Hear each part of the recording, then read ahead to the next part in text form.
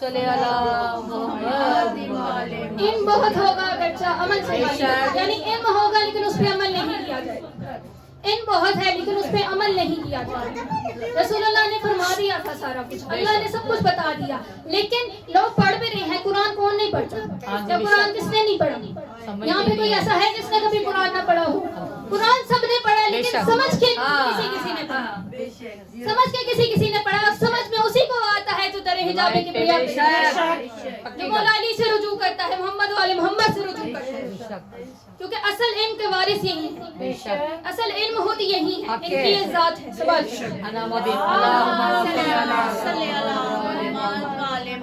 اسی لیے تو رسول اللہ نے فرمایا تھا میں تمہارے درمیان دو قیمتی چیزیں چھوڑے جا رہا ہوں، میں تمہارے درمیان دو قیمتی چیزیں چھوڑے جا رہا ہوں۔ بڑے افسوس کی بات ہے رسول اللہ نے دو کہی تھی، لوگوں نے ایک پکڑ لی۔ رسول اللہ نے دو کہی تھی، لوگوں نے ایک پکڑ لی۔ رسول اللہ نے کہا ایک قرآن اور دوسرا اہل بیت، لوگوں نے بس قرآن کو پکڑ لیا، اہل بیت کو چھوڑ دیا، جبکہ لوگوں کو یہ نہیں پتا کہ چاہے قرآن کو پکڑ لے، جتنی دیر تک اہل بیت اطاعت کا دامن نہیں ہوگا تب تک انسان کی مغفرت نہیں ہو سکتی، کیونکہ قرآن تو یزید بھی پڑھتا تھا۔ اس کی سب سے بڑی ایگزامپل کہ بی بی زینب عالیہ جب دربار میں تھی تو یہ لانتی قرآن کی آیتیں پڑھ پڑھتی تھی، اس کو منتشا و تسلیہ منتشا، اس کو منتشا و تسلیہ منتشا، جسے چاہے عزت ہے، جسے چاہے ذلت ہے، جسے چاہے عزت ہے، جسے چاہے ذلت ہے، در حجاب کبریا کے چہرے پہ لا الہ ولا جلال آیا۔ بی بی نے ایک سال تک کہا اس کو، بے شک ایک سال تک کہا اس کو بکواس بند کر کتے، تجھے کیا پتا جس قرآن کی تو بات کر رہا ہے اس کے وارث ہم ہیں، جس عزت اور ذلت کی بات کر رہا ہے وہ زمانے میں بانٹنے والے کون ہیں؟ وہ ہمیں تو ہیں جن کا ذریعہ اللہ قرآن میں عزت اور ذلت بانٹتا ہے۔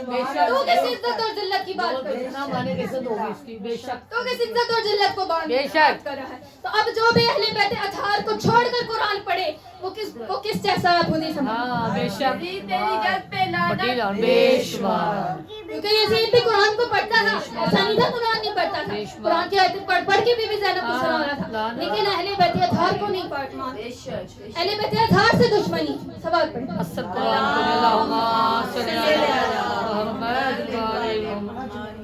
میری مولا کی عزتدار ماں بہنوں، آج قرآن سمجھنے میں اسی لیے اتنی دشواری ہے کیونکہ قرآن والوں سے نہیں، بے شک ایسا ہی ہے، قرآن والوں سے نہیں سمجھا گیا، قرآن کو غیر لوگوں سے سمجھا گیا، غیر لوگوں سے اس کے ترجمے کروائے گئے، بے شک اپنی عقل کے مطابق ترجمے اخذ کر لیے گئے، تفسیریں لکھ دی گئیں، اور اس سے نقصان یہ ہوا کہ مختلف فقہ وجود میں آتے گئے، لوگ حقیقت قرآن سے دور ہوتے، بے شک ایسا ہی ہے، لوگ حقیقت قرآن سے دور ہوتے گئے، قرآن کی حقیقت کو پہچان ہی ختم ہو بے گئی، شک لوگوں نے بس اپنے سے جو من گھڑت احادیث بنا دی، جو چیزیں شو کر دی، لوگوں نے کہا بس یہی ٹھیک ہے، لوگوں نے اس پر ایمان رکھ دیا۔ کبھی کاش رسول خدا سے اہل بیت اطہار سے دین لیا ہوا تھا تو آج لوگوں کو اتنی مشکلات نہ ہوتی، لیکن مسئلہ یہ ہے کہ حقیقت علم جو ہے ان کے وارثوں سے نہیں لیا گیا، بے شک دوسرے لوگوں سے جو ہے تفسیریں کرائیں گی، ترجمے کرائیں گے اور انہی باتوں پہ عمل کیا گیا۔ سوال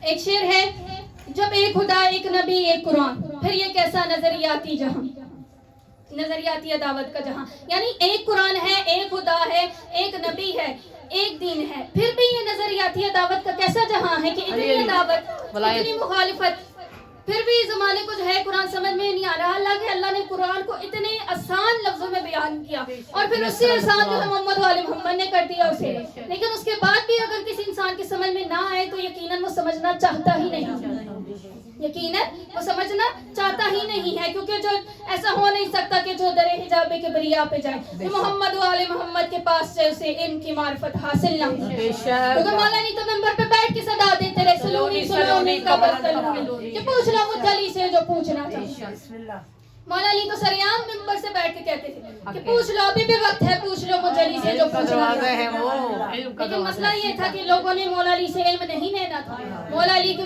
مخالفت لوگوں کے دلوں میں پلی ہوئی تھی۔ سوال پڑھیں۔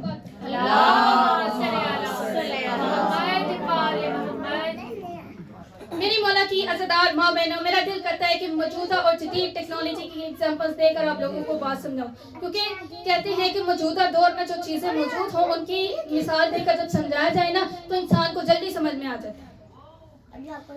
آج کل کا موبائل کا زمانہ ہے، کیونکہ اسی پر بات کر لیں، آج کوئی کمپنی موبائل بناتی ہے، مارکیٹ میں جب وہ موبائل کرتی ہے, جب وہ موبائل فروخت کرتی ہے تو اسے یہ معلوم ہوتا ہے کہ جلد ساز اسے کاپی کریں گے. یعنی بہت سارے لوگ ہوتے ہیں نا جو کہتے ہیں کہ جی آپ جیسے آئی فون ہے, اب آئی فون کو کاپی کرنے کے لیے بھی بہت ساری کوششیں کرتے ہیں لوگ, کیونکہ انہیں پتہ ہے اس کی جو ہے پرائیورٹی بہت ہے, اور کاپی ہمیشہ اسی چیز کو کیا جاتا ہے جس کی سب سے زیادہ اہمیت ہوتی ہے.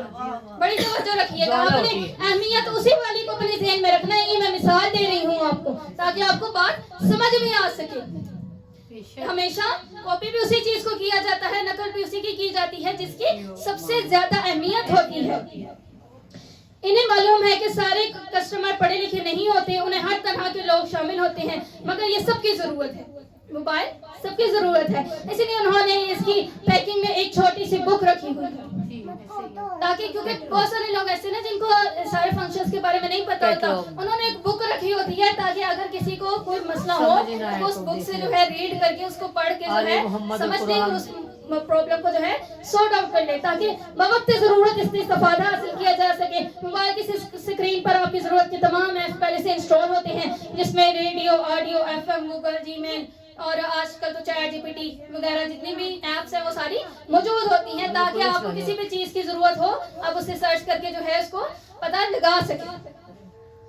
اس کے علاوہ بھی بہت ساری ایپس پہلے سے انسٹال کی گئی ہوتی ہیں, ان کا استعمال کیا جائے. موبائل کار کیسے بہتر بنایا جا سکتا ہے, کن چیزوں سے بچایا جا سکتا ہے, تمام یہ ہدایات جو ہے اس کتاب پر لکھی ہوتی ہیں, تاکہ ہم اس سے پڑھ کر جو ہے اپنے جو بھی مسئلہ اس کے اندر آ رہا ہو اس کو جو ہے سولو کر سکے. یہ تمام تر ہدایات اس چھوٹی سی کتاب میں موجود ہے, لیکن اس میں اسے بنانے کی تھیوری نہیں ہے.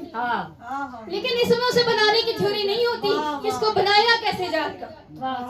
اس کے تمام مسائل جو ہیں وہ اس کے اندر لکھے ہوتے ہیں کہ اگر یہ مسئلہ ہو جائے تو آپ اس کو اس طرح سے کر کے ٹھیک کر سکتے ہیں, لیکن اس کو بنانے کی تھیوری, اس کے بنانے کا طریقہ کار اس کے اندر موجود نہیں ہوتا کہ آپ اس کو کس طریقے سے بنا سکتے ہیں.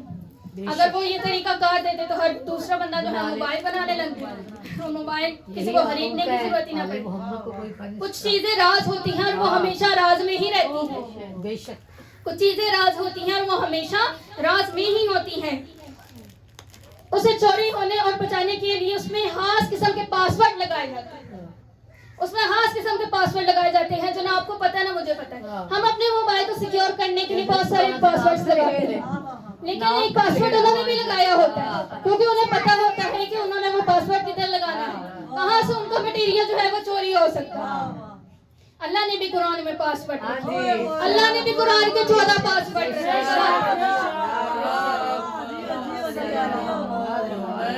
اللہ کو بھی پتا تھا, اللہ بھی جانتا تھا کہ قرآن کو پاسورڈ اگر نہ لگایا گیا تو لوگ اس کو جو ہے اس میں بھی ہیرا پھیری کرنی شروع کر دیں گے. علماء ذاکرین کی صحت و سلامتی کے لیے بلند سے بلند صلوات.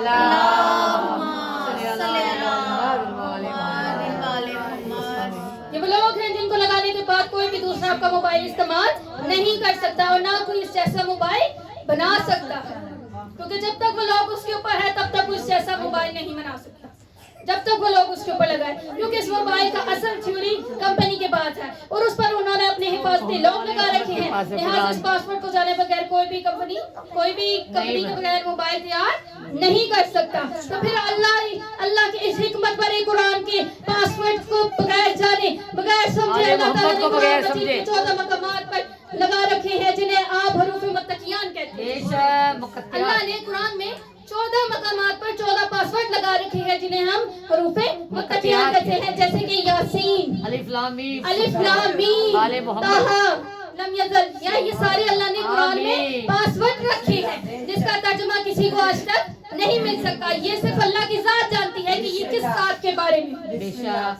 برحمت حامیم حسین و منی و نام الحسین, الف لام میم, آل محمد, بلند تر صلوات.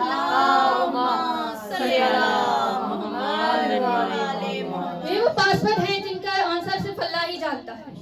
یہ وہ پاسورڈ ہے جن کا کوڈ صرف اور صرف اللہ کی ذات جانتی ہے, کیونکہ اس میں اللہ نے اسم پوشیدہ رکھے ہیں. اس میں اللہ نے اسم پوشیدہ رکھے ہیں, زمانے کے سامنے آشنا نہیں کیے, کیونکہ اللہ جانتا تھا کہ یہ وہ چیزیں نہیں ہیں جو زمانے کے سامنے آشنا ہیں. لوگ تو باقی کا قرآن نہیں سمجھ پا رہے, لوگ تو باقی کا قرآن نہیں سمجھ پا رہے, ان راز کو کیسے سمجھتے. اسی لیے اللہ نے ان کو جو ہے پردے میں رکھا, ان کو حجاب میں کر دیا, کیونکہ اللہ کو پتا تھا کہ جس کو سمجھ میں آنا ہوگا خود ہی سمجھ جائے. علی بادشاہ جس کو مولا علی کی معرفت ہوگی، اہل بیت اطہار سے پیار ہوگا، میں نہیں شو کرتے ہیں ان کو. ہاں جی، سمجھ لے گا. جو مولا کو مانتے ہیں. اور پھر میں نے چلو آپ کو میدان مباہلہ میں جہاں یہودیوں کے بڑے راہب نے یہ کہا تھا کہ آج کے دن رسول سے مباہلہ نہ کرنا. ایسے چہرے دیکھو. آج کے دن رسول سے مباہلہ نہ کرنا، کیونکہ میں ان کے درمیان ایک ایسی ہستی کو دیکھ رہا ہوں جو اگر ہاتھ اٹھا کر یہ کہہ دے کہ اے رب العزت اس پہاڑ کو اپنی جگہ سے ہٹا دے تو وہ اپنی جگہ سے ہٹ جائے. چہرے دیکھ رہا ہوں. محمد کی شان پہ بلند تر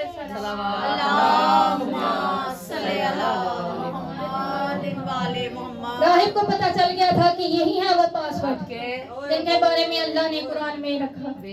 یہی وہ پاسورڈ ہے. آپ کے چہروں کی مسکراہٹ بتا رہی ہے کہ میری بات آپ کی سمجھ میں آ رہی. بسم اللہ. پھر میرا دل چاہتا ہے کہ اس موضوع کے سمندر کی گہرائی میں مزید آپ کو لے کے جایا جائے تاکہ آپ کو مزید راز جو ہے اہل بیت اطہار کے میں آپ کے ساتھ بیان کروں. اب یہ دیکھیں اللہ تعالیٰ کی 3 سابقہ کتابوں کے پاسورڈ نہیں لگائے. اللہ نے اپنی باقی تورات، زبور، انجیل جو 3 کتابیں ہیں ان کو پاسورڈ نہیں لگایا. کیوں نہیں لگایا؟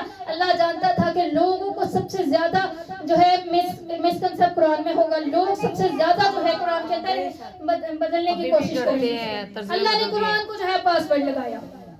اس لیے تو تورات، زبور، انجیل یہ لوگ ان پر ایمان رکھتے ہیں لیکن یہ اللہ تعالیٰ کی نازل کرتا کتابیں ہیں مگر ان کی شریعت پر عمل کرنا لازم نہیں ہے. قرآن کی شریعت پر عمل کرنا ضروری ہے. بے شک قرآن کی شریعت پر عمل کرنا ضروری ہے کیونکہ اللہ نے ان پر حفاظتی پاسورڈ لگا رکھے ہیں. جب تک وہ پاسورڈ انسان کو پتہ نہیں چلے گا تب تک قرآن کی اصل معرفت کے بارے میں نہیں ہو سکتا. سوال پڑھیں.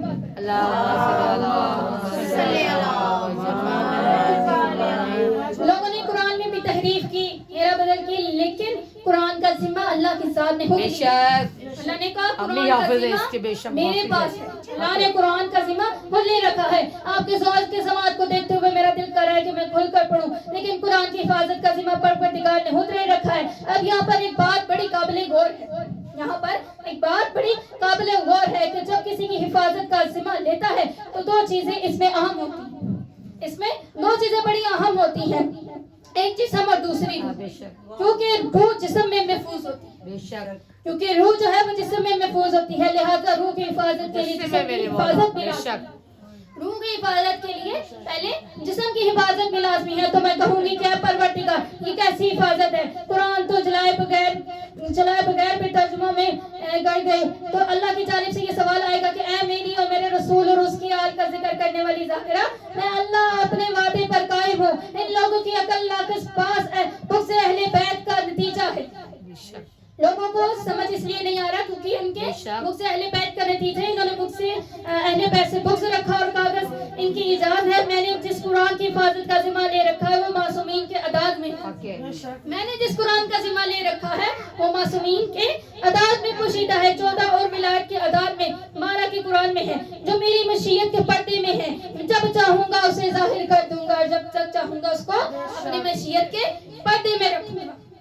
برزمت حجاب کبریا بلند تر صلوات. اللہم صلی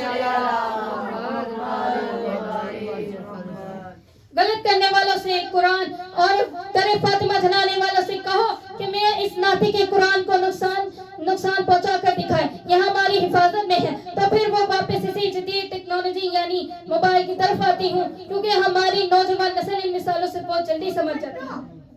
لہٰذا میرا مقصد بھی سمجھانا ہے، الجھانا نہیں. تو چلو اب چلتے ہیں اور دیکھتے ہیں.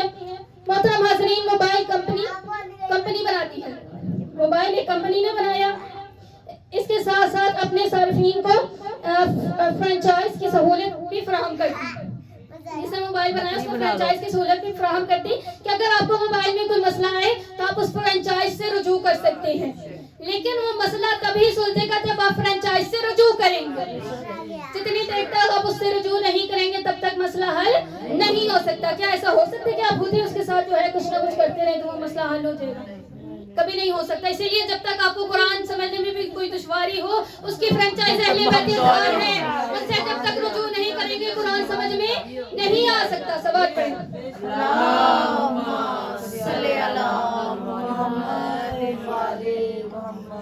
پروردگار پروردگار نے تو یہ سہولت سب سے پہلے اپنے بندوں کو دے رکھی ہے کہ قرآن میں کوئی مسئلہ کوئی آیت تمہاری سمجھ میں نہ ہے تو یہ 14 فرنچائز تمہارے پاس ہے. ان 14 فرنچائز سے رجوع کرو, تمہیں جو بھی مسئلہ ہوگا تمہیں سمجھ میں آ جائے گا. اس لیے تو مولا کائنات حضرت علی نے فرمایا تھا کہ سلونی سلونی, پوچھ لو مجھ علی سے جو پوچھنا چاہتی. مولا علی تو سدائیں دیکھتے رہے کہ پوچھ لو مجھ علی سے جو پوچھنا چاہو. میں علی زمین و آسمان کے راستوں سے واقف ہوں, میں زمین کے راستوں سے زیادہ آسمان کے راستے جاننے والا ہوں, میں زمین کے راستوں سے زیادہ آسمان کے راستوں سے واقف ہوں. مگر افسوس کس دور کے لوگوں نے بغض علی میں آ کر مولا علی سے رجوع نہیں کیا. اس دور کے لوگوں نے بغض علی میں آ کر مولا علی سے رجوع نہیں کیا. محبان علی نے پوچھا, تاریخ میں اسے چھپایا گیا. میرے مولا حسین نے بھی نوکے نیزہ پر قرآن سنایا اور سنا کر پیغام دیا کہ اے لوگوں, ہم اصلی قرآن ہیں, ہم ہی ناطق قرآن ہیں, ہم ہی وارث قرآن ہیں, ہم ہی ناطق قرآن ہیں, ہم ہی وہ لکھا ہوا قرآن ہے, تو ہم بولتے ہوئے قرآن. لیکن افسوس کے لوگوں نے نہیں پہچانا. مولا حسین تو نوکے نیزہ پر بھی قرآن سنا کے لوگوں کو بلا رہے تھے. لیکن پھر وہی بات ہے کہ اللہ نے قرآن میں پہلے کہہ دیا کہ اس میں نشانیاں ہیں لیکن عقل والوں کے لیے. سمجھ تب بھی انہیں اس وقت بھی انہیں ہی آیا تھا جب مولا نوکے نیزہ پہ بیان کر رہے تھے جن کے پاس جو ہے عقل پہلے سے موجود تھی. سوال پڑھیں.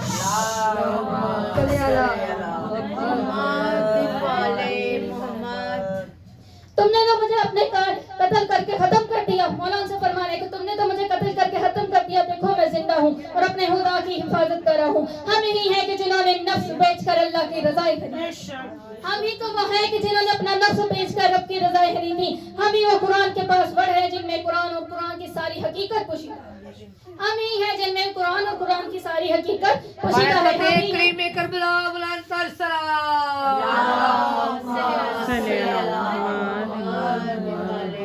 ہم ہی ہیں علم نبوت کے وارث. میں ابھی مسائل کی طرف نہیں جا رہی, بڑی توجہ رکھیے گا. ابھی تو میں نے ان ہستیوں کے بارے میں بتا رہی ہوں جو حقیقت قرآن ہے, جو قرآن کی حقیقت ہے, جو قرآن کی حقیقت ہے, جنہوں نے قرآن کے بارے میں بتایا, قرآن کو زمانے کے سامنے آشنا کیا, قرآن کی حقیقت بتائی. قرآن ہے یہ تب انسان کے اپنے اوپر تھا کہ اس نے ان سے حقیقت لی یا نہیں, لیکن انہوں نے بتا دی, انہوں نے سب کچھ واضح کر دیا. انہوں نے ہر ایک کے سامنے ہر چیز واضح کی اور بسم اللہ کی بے سے لے کے والناس کی سین تک سب کچھ بتایا. سوال پڑھیں.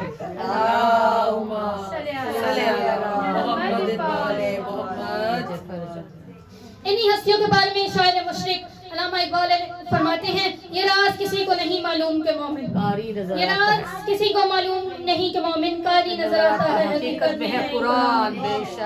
یہ راز کسی کو معلوم نہیں ہے کہ وہ نظر کاری آتا ہے لیکن حقیقت میں قرآن ہے, حقیقت میں قرآن ہے. تو میری محترم ماں بہنوں, جب ہم قرآن والوں سے رجوع نہیں کریں گے تو قرآن سمجھ میں نہیں آ سکتا. جتنی دیر تک ہم قرآن کو سمجھنے کے لیے قرآن والوں سے رجوع نہیں کریں گے, محمد و آل محمد کی ذات سے رجوع نہیں کریں گے. محمد و آل محمد کی ذات تک پہنچنے سے پہلے بہت سارے لوگ ایسے تھے جو قرآن تو پڑھتے تھے لیکن انہیں قرآن سمجھ میں نہیں آتا. جیسے سلمان فارسی, پہلے کیا تھا اور در اہل بیت پہ آنے کے بعد کیا ہو گیا اور کیا مرتبہ مقام ملا اسے کہ رسول اللہ نے کہا سلمان ملا اہل بیت کہ تم ہم اہل بیت میں سے. کتنا بڑا مرتبہ مقام ملا, کتنا بڑا مرتبہ مقام ملا اسے کہ رسول اللہ نے کہہ دیا کہ اے سلمان تم ہم اہل بیت اطہار میں سے. اور کیوں ملا؟ کیا رسول اللہ کسی کو بھی یہ بات کہہ دیں گے؟ رسول اللہ کیا یہ بات کسی کو بھی ایسی کہہ دیں گے؟ رسول اللہ نے کچھ تو دیکھا ہوگا سلمان میں جس کی بنا پر رسول اللہ نے کیا کہ اے سلمان تم ہم اہل بیت میں سے. کچھ تو ایسی خاص بات ہوئی سلمان میں, کچھ تو دیکھا رسول اللہ نے. وہ کیا دیکھا کہ اس نے محمد والی محمد کی معرفت حاصل کی, محمد والی محمد کو پہچانا. صرف قرآن کو نہیں پڑھا, قرآن کو سمجھا. محمد والی محمد کے ذریعے محمد والی محمد کے ذریعے سے اس نے قرآن کو سمجھا, دوسرے لوگوں کے ذریعے سے اس نے قرآن کو نہیں سمجھا. ہم نے رسول خدا کا زمانہ نہیں دیکھا, نہ ہی معصومین کے ادوار دیکھے, یہاں تک کہ جو اللہ کے ولی سرزمین پر آئے ان کا زمانہ بھی ہم نے نہیں دیکھا. یہ تین ہم تک کتابوں کی شکل میں پہنچایا گیا, احادیث کتابی شکل میں ہم تک پہنچی, قرآن کتابی شکل میں آیا, بزرگان دین کی باتیں کتابی شکل میں ہم تک پہنچائی گئی. تو اب ان کتابوں کو لکھنے والے غیر جانبدار تو نہیں تھے, کوئی کسی بادشاہ کے دور میں, کوئی تو کسی بادشاہ کے دور میں. ماشاءاللہ یہاں پر سب میری سمجھدار ماں بہنیں بیٹھی ہیں, ان میں بہت ساری پڑھی لکھی ہیں. میں چند مضمون کے نام بتاتی ہوں جن کی لکھی ہوئی تاریخیں معتبر سمجھی جاتی ہیں, یعنی تاریخ میں उनका बहुत मर्तबा मकाम है, लोगों ने बहुत ज्यादा मोतबर समझते हैं, जिनमें सिर्फ फहरिस्त इब्ने खुल्दूम, इमाम ज़हनी, इब्ने कसीर और भी बहुत सारे मुफस्सिरीन हैं। अब जरा हदीस को देख लेते हैं। ज्यादातर रावी आपको आपके फलां फलां नजर आएंगे, अहले बैत से बहुत कम रवायतें मिलेंगी, इसलिए तो पहले बुखारी और फिर सही बुखारी, पहले बुखारी और फिर सही बुखारी। अगर अहले बैत से हदीस भी होती तो पहले गलत और फिर सही की नौबत ना आती। अगर हदीस अहले बैत अतहार की जात से भी होती तो फिर सही और गलत की नौबत ना आती, क्योंकि रसूल खुदा ने फरमाया था कि अव्वलुना मोहम्मद व आखिरुना मोहम्मद व औसतुना मोहम्मद व कुल्लुना मोहम्मद, हमारा पहला मोहम्मद, हमारा आखिरी मोहम्मद, हमारी उस मोहम्मद, हम सब के सब मोहम्मद हैं। और यहाँ पे एक और बात आपको बताती चलो, यहाँ पे सबसे मुराद 12 नहीं है, हदीस में 12 का लफ्ज नहीं है, हदीस में कहीं पे 14 का लफ्ज भी नहीं है। सबके सब मोहम्मद से मुराद अली अकबर भी मोहम्मद है, अली असगर भी मोहम्मद है, और मोहम्मद भी मोहम्मद है, सबके सब मोहम्मद है। अहले बैत अतहार में जितने भी ज़ात हैं वो सबके सब मोहम्मद। बरहमते कुल्लुना मोहम्मद बुलंदतर सलावत।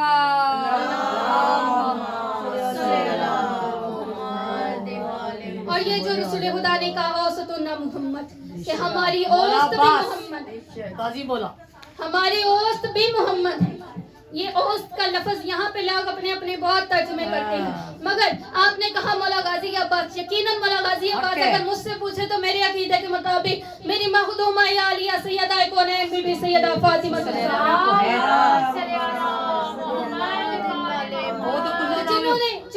जिनके जरिए से 12 इमाम है, जिनकी वजह से 12 इमाम है, पाक बीबी की सदके में जो है बाकी सारी अहले बैत।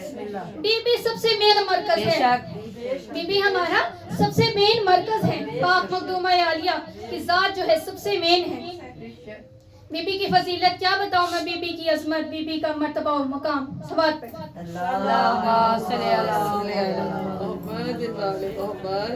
तो जब सबके सब मोहम्मद हो तो फिर इल्म में, अमल में, दस्तार में, किरदार में, जुबान में, बयान में एक शान एक पहचान सबकी है, सबकी एक ही शान है, एक ही पहचान है। इसलिए तो रसूल खुदा ने फरमाया था कि मेरे बाद बहुत सारी हदीसें खुद से बनाई जाएंगी, मेरे बाद बहुत सारी हदीसें ऐसी हैं जो खुद से बनाई जाएंगी, और मयार बताती है कि जो हदीस कुरान से टकराए वो हमारे नहीं है। रसूलुल्लाह ने बता दिया कि जो हदीस कुरान से टकराए वो हम में से नहीं हो सकती, क्योंकि इन 14 का अमल एक जैसा है जो कुरान के मुखालिफ नहीं हो सकता। इन 14 का अमल एक जैसा है जो कि कुरान के मुखालिफ नहीं हो सकता। कुरान की बहुत सारी सूरतें हैं इनके अमल की सरंजामी के बाद नाज़िल हुई, जैसे कि शब हिजरत अली का रसूल के बिस्तर पर सोना, शब हिजरत मौला अली का रसूल के बिस्तर पर सोना, जिब्राइल को मुबारकबाद देना कि या अली मुबारक हो, या अली मुबारक हो, कि फरमाया किस बात की मुबारक, जिब्राइल ने अर्ज़ किया या अली अल्लाह को आपका सोना बहुत पसंद आ गया, या अली अल्लाह को आपका सोना बहुत पसंद आ गया है और अल्लाह से आपसे सौदा करना चाहता है, अल्लाह आपसे आपका नफ्स यानी आपके बरहमते मर्ज़तुल्लाह बुलंदतर सलावत। मौलाना ने फरमाया जिब्राइल बदले में मुझे क्या मिलेगा, तो जिब्राइल ने फरमाया या अली अल्लाह आपको बदले में अपनी रज़ाई देगा, बेशक या अली अल्लाह बदले में आपको अपनी रज़ाई देगा। यानी आप मकाम और मर्तबा देखिए मेरे मौला अली का, कि जिसका सोना भी अल्लाह की जात को इतना पसंद आ गया कि उसने अपनी रज़ाई बदले में दे दी, जिसका सोना अल्लाह की जात को इतना पसंद हो वो खुद कितना पसंद होगा। क्या फजीलत, क्या मर्तबा मकाम है अहले बैत अतहार की जात है। काश कभी अल्लाह से ही पूछ लेते अहले बैत का मकाम, काश कभी अल्लाह से ही पूछ लेते। बताया कुरान में कोई तो खास बात ऐसी थी तभी तो अल्लाह ने अपनी रज़ाए मौला अली को दी, और भी तो बहुत से लोग थे लेकिन उनको नहीं दी, सिर्फ मौला अली को दी, क्योंकि अल्लाह जानते थे कि अल्लाह की रज़ाओं की लायक सिर्फ मौला अली, सिर्फ अहले बैत अतहार। सवाल पढ़ें। सवालियों की सदा तक असीर हो जाए, हाँ जी, सवालियों की सदा तक असीर हो जाए, अली न दे तो जमाना फकीर हो जाए। नारा हैदरी हैदरी, बाबा से बुलंदतर सलावत। और इनके बरक्स लोगों में कोई शख्स ऐसा भी होता है जो अल्लाह की रज़ा हासिल करने के लिए अपनी रज़ाएं जो है दे देता है, अल्लाह ताला से अपनी रज़ाएं खरीद लेता है। और वज़ीर हम में लाने विलायत के बाद ये आयत नाज़िल हुई, بے شک وہی آیت نازل ہوئی قرآن کی تفسیر کے بیان میں ایک باب جو ہے اس کی تفسیر محمد بن بشار نے بیان کی. اس کے بعد جو ہے یہ تفسیر محمد سواد پڑھیں. عبد الرحمن بن سدی نے بیان کی اور ان سے سفیان ثوری نے بیان کی اور اسی طرح یہ سلسلہ چلتا چلتا آگے جاتا گیا اور یہ تفسیر جو ہے بیان ہوتی گئی. تو ہم کیوں نہ آیت کا شان نزول دیکھیں. میری ماں بہنوں جب سورہ کوثر نازل ہوئی اس وقت آپ کو مکے میں بت پرست بہت موجود تھے. اس وقت لوگ مکے میں بت پرست بہت موجود تھے. عربی میں ابتدا میں اسے کہا جاتا ہے جس کی کوئی نسل نہ ہو. اب تک اسے کہا جاتا ہے جس کی کوئی نسل نہ ہو اور معاذ اللہ لوگ جو ہے رسول اللہ کو اب تک کہہ کر بلاتے ہیں تمہاری جو ہے کوئی نسل نہیں ہے, تمہارا جو ہے کوئی وارث نہیں ہے. حضور کی پیشانی پر پروردگار کی نعمت جوش میں تو قلب رسول پر آیت نازل ہوئی جسے ہم سب سورہ کوثر کے نام جسے ہم سورہ کوثر کے نام سے جانتے ہیں. میرا اپنی تمام ماں بہنوں سے ایک ہی سوال ہے کہ اگر میں آپ سے کہوں کہ مجھے بھوک لگی ہے تو آپ میرے لیے کیا کریں گے؟ بالکل مجلس میں حاضرین کا جواب یہی ہوگا کہ ہم آپ کو کھانا کھلائیں گے. یہی جواب بنتا ہے کیونکہ مجھے بھوک لگی ہے. جب بھوک لگے تو اس کو کھانا دیا جاتا ہے. ایسا تو نہیں ہے میں آپ کو سے کہوں مجھے بھوک لگی ہے تو آپ مجھے پانی لا کے دیں گے. آپ اگر مجھے پانی لا کے دے دیں گی تو میں کہوں گی جی میں نے تو آپ سے کہا تھا کہ مجھے بھوک لگی ہے, آپ مجھے پانی دے دیں گی. تو کیا اس کا کوئی جو ہے آپس میں تعلق بنے گا؟ یقیناً بالکل نہیں بنے گا. یہ جواب بنتا ہے کیونکہ مجھے بھوک لگی ہے اور بھوکے کو ہمیشہ کھانا کھلایا جاتا ہے. فرض کریں اگر میں آپ سے کہوں کہ میری ماں بہنوں میرا یہ سوال سن کر مجھے کوئی کھلونا لا دے تو آپ اس کے بارے میں کیا کہیں گے؟ آپ کہیں گے کہ تمہیں لگی بھوک ہے اور تم کھلونا رہی ہو. وہی توجہ رکھیے گا, میں مثال دے کر سمجھا رہی ہوں. کہیں گے کہ بھوک تمہیں لگی ہے اور تم کھلونا رہی ہو. اس کے بارے میں کیا رد عمل ہوگا؟ یقیناً اچھا نہیں ہوگا. تو آپ فوراً بلا جھجک اس سے کہہ دیں گے کہ یہ کیا, اسے تو بھوک لگی ہے اور آپ اسے کھلونا دے رہی ہیں, کیا کھلونے سے بھوک مٹ جاتی ہے؟ بالکل نہیں. حالانکہ انسان غلطی کر سکتا ہے مگر پروردگار نہیں. انسان کی عقل ناقص ہے مگر پروردگار سب جاننے والا ہے. انسان کا علم ناقص ہے مگر اللہ تعالیٰ تو خالق العلم ہے, علم خلق کرنے والا ہے. خالق العلم ہے, خالق العقل ہے. تو وہ ایسا ہرگز نہیں کرے گا کہ اس کے بارے میں اس کے محبوب کو طلب اولاد ہو اور اللہ اسے کوئی حوض یعنی تالاب عطا کر دے. طلب اولاد کی ہو اور اللہ اسے کوئی حوض یعنی تالاب عطا کر دے تو پانی دے دیلا. طلب اولاد کی ہے رسول کو, بڑی توجہ رکھیے گا. لوگ کہتے ہیں نا کہ حوض عطا کیا, طلب اولاد کی ہے, اللہ حوض کیوں دے گا؟ رسول کہہ رہے ہیں مجھے اولاد چاہیے, لوگ کہہ رہے ہیں کہ اللہ نے طلب عطا کیا. اللہ رسول کہہ رہا ہے کہ مجھے اولاد چاہیے, لوگ کہہ رہے ہیں کہ اللہ کو طلب عطا کیا. سوال پڑھیں.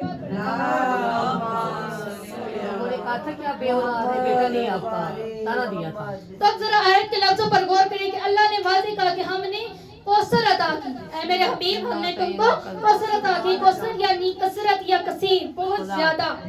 کوثر کثیر یعنی بہت زیادہ. یہ آیت کے آخر میں بے شک تمہارا دشمن بے نقام نشان ہو. آیت کے آخری حصے میں اللہ تعالیٰ نے فرمایا بے شک میرے حبیب تمہارا دشمن بے نقام نشان ہوگا. اب آپ ہی اپنے ایمان سے بتائیں کہ طلاق سے دشمن کے بے نام ہونے نشان ہونے کا کیا چکر؟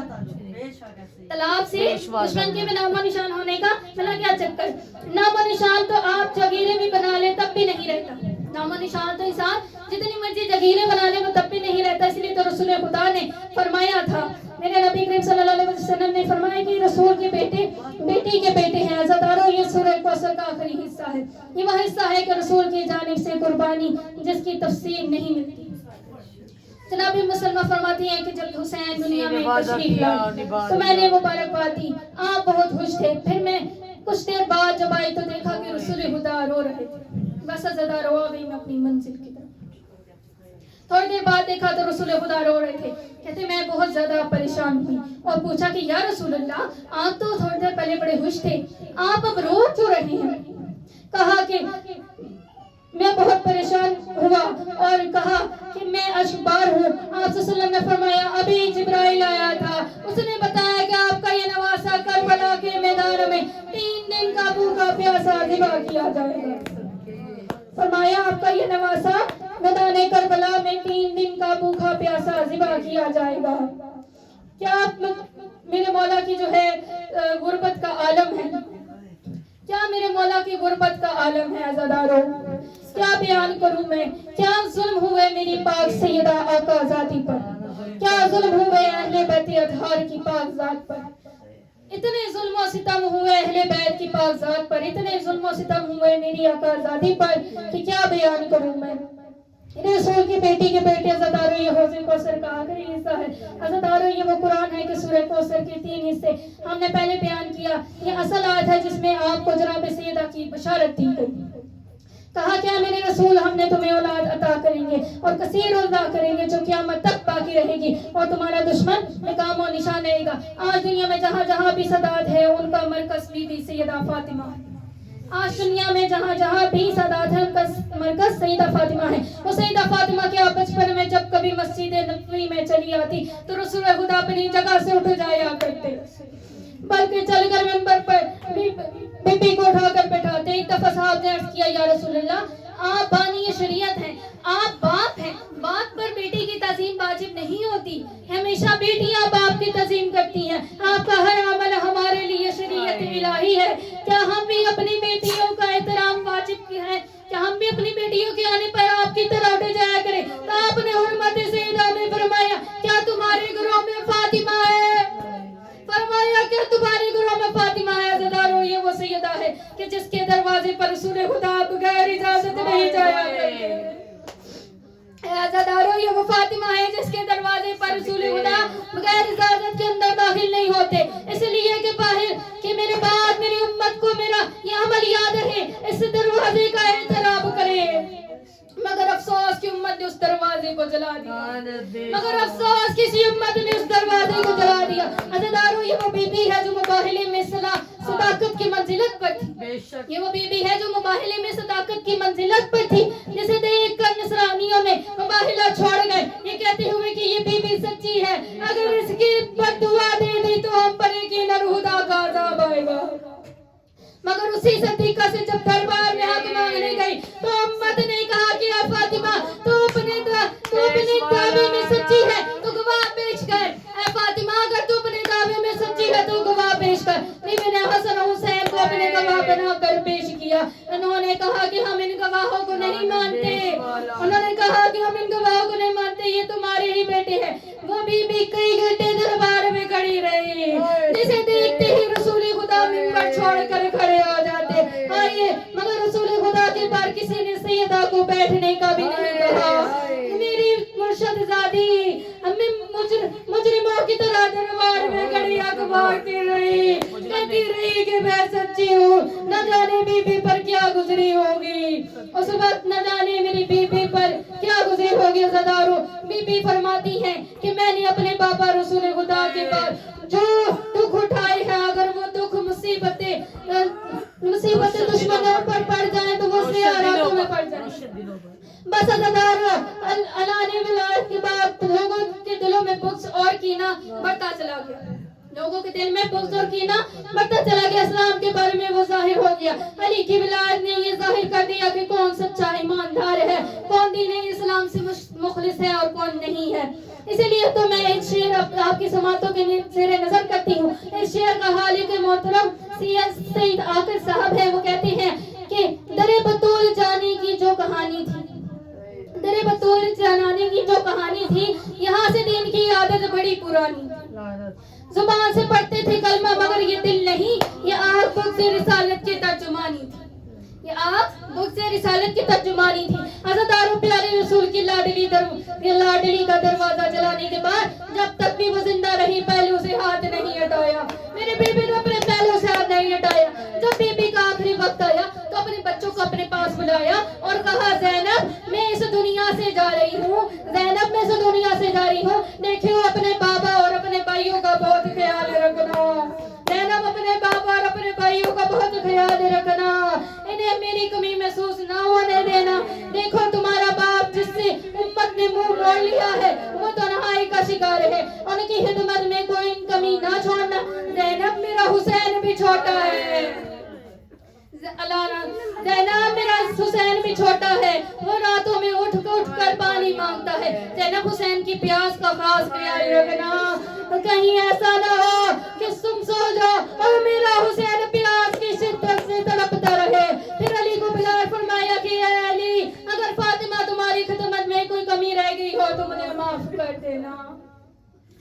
अली अगर फातिमा से तुम्हारी खिदमत में कोई कमी रह गई हो तो सिर्फ माफ कर देना, तुम माफ कर देना। हाँ, मेरा जनाजा रात की तारीकी में उठाना और मेरे जनाजे में जिन्होंने मुझे दुख दिए, मुझे झुठलाया, मेरा हक खाया, मेरे दरवाजे को जलाया और यार कि मेरे जनाजे में ना आने देना। और फिर फरमाया या अली मेरे बाद आप कलाबिया खानदान में शादी जरूर करना, अल्लाह तुम्हें उससे एक बेटा देगा।